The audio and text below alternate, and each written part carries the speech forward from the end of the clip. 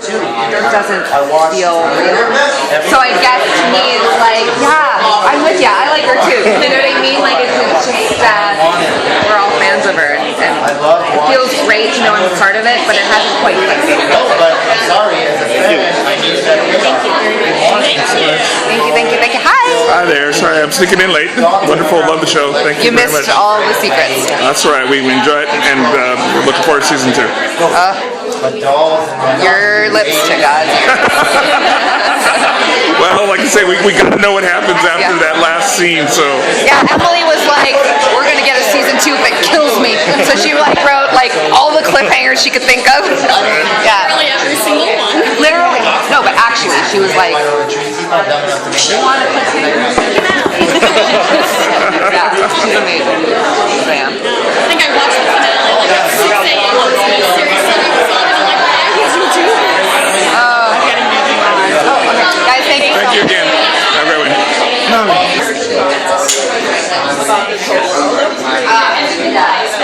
Edmund's fine. Sorry, I'm a little close to you. But. Alrighty, everyone ready? Alrighty, you had a great season 1. What do you want from season 2? Fingers crossed. Exactly. Thank you. I'm in the best hands ever. I'm in the hands of Emily Hendricks. So I honestly, I don't want to know. I want to see where she takes me. I love being surprised. I love getting the scripts and reading them and saying, what is she doing to me now?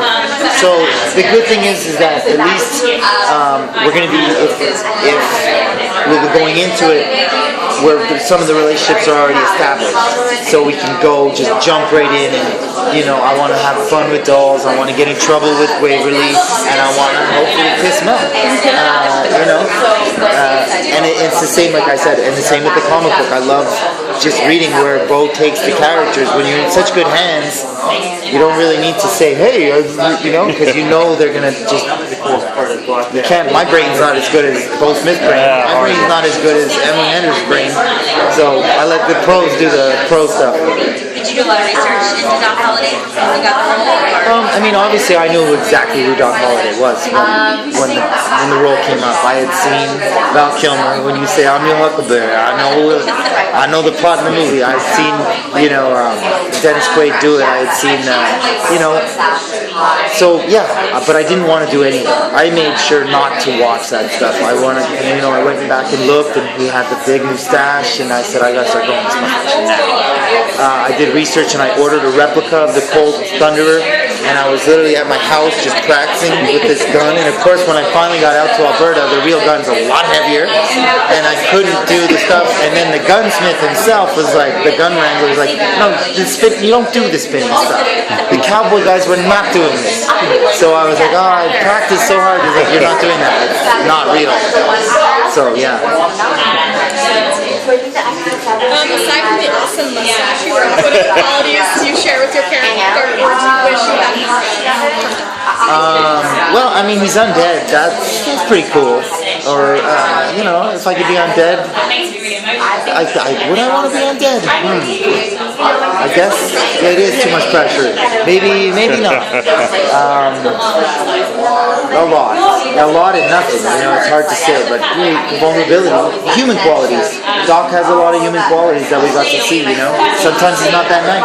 So meet me at 5:30 when I haven't eaten anything and I need a Dr. Pepper. I'm Doc Holliday. So human qualities we share for sure. Well, with adaptations, there sometimes could be changes. But how do you see now the show? Are you satisfied? Are you happy with the way it looks, the way the cast and everything, the way Emily runs it?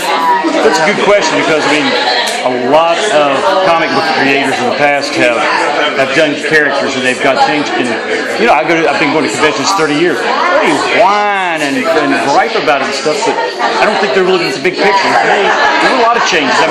Immediately from the blonde hair to the brown hair. From her, I always wrote her to be 35, 40 years old, and now she's 27.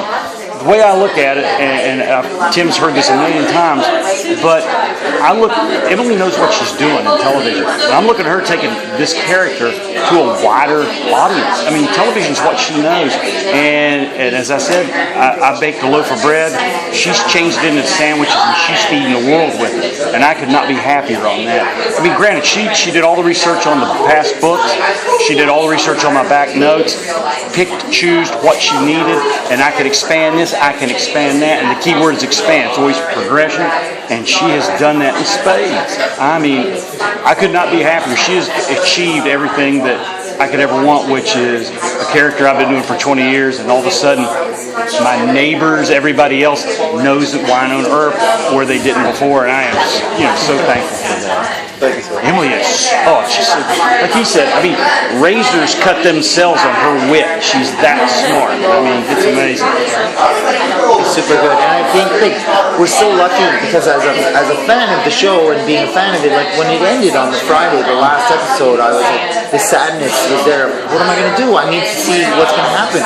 But we're so lucky because we have the book. If people aren't reading the book, you have the bonus feature of it. Don't worry, that there's always a Wynonna story going every month. And like he said, which is true, unlimited budget. Yep. Because we could do whatever in the book, you could do whatever you want. So my Wynonna Earp needs are always.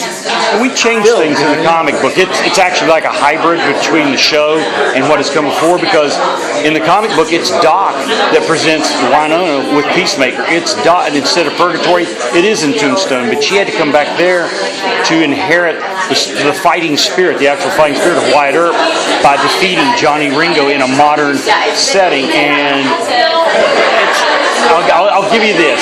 Nobody knows this yet, but in issue 8, which I just finished writing before it came out here, Nicole Hott makes her first debut and appearance in comics, and I was just, I love Catherine, and I wanted to give her this entrance in there that people would just go, oh, there she is. So I mean, I get excited. I'm sorry. So yeah, it's gonna be fun. All right, we have a silly question that I asked Mel. If you could throw cold spaghetti at one cast member, who would you throw it at? Shamir Anderson. That's the easiest question anybody can ask. Give me a bowl of Shamir Anderson. He took it well. We had a lot of fun. Shamir and I we have a lot. We're boys' books, and when we're together, that's what it's that playful. He'd take it fun. He'd take it fun. He'd look for a plate of. He'd probably eat it. As long as you didn't get on his clothes. Yeah, not on his clothes. Yeah. Tim, I was going to say, I have an inside question because we were fortunate to talk about mid-season. Yeah. How's the restaurant business going? Restaurant business is doing great. I'm feeding all the cast of Wynonna Earp. Last week I actually had Kat Burrell and I had Emily Hampshire from 12 Monkeys. Oh, wow. So I'm feeding all the sci-fi guys. I had Melanie the week before and I had Dom. And Saturday I'm having Shamir. So guys, don't worry. I am feeding all the sci-fi. They will all be well fed. That's too good. Thank you all. Really appreciate it. Thank you. We will.